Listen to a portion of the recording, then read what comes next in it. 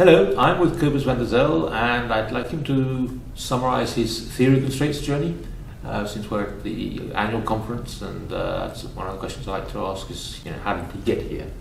Thank you, Philip. Yeah, it's a typical journey. I'm a mechanical engineer, but I was fortunate in South Africa where I went to university. I had to go to the Navy, and they taught me things that I would swear were impossible. And that opened my eyes to that I'm not the best judge of what I'm capable of.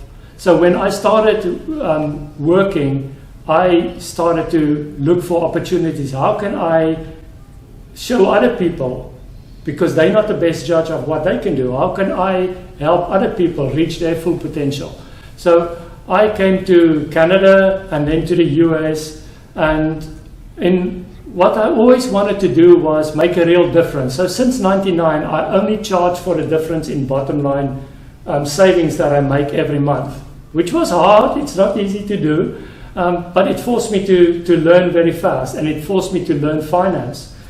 So I became very good at that. And then in Canada, one of my projects, my US client fired my Canadian client, and they put me in charge, and I started running the company.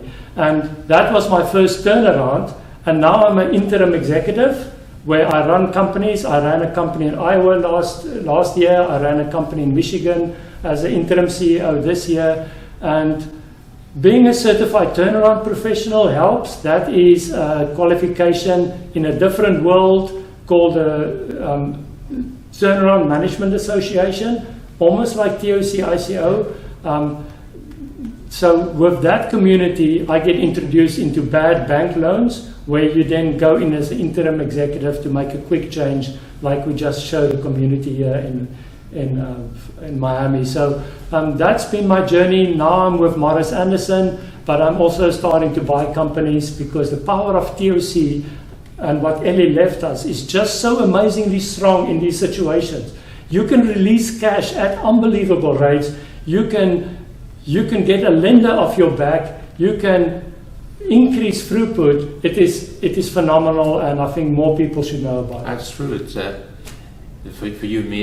It's obviously the companies that have a huge potential are usually dying or near death, going into bankruptcy with bloated inventories. Right? Yes. And if you know how to reuse all that and do whatever other things are necessary, it's can relaunch the company quite easily, because there's a lot of cash sitting in there. Right. Okay, thank you very much. Thank you, Philip.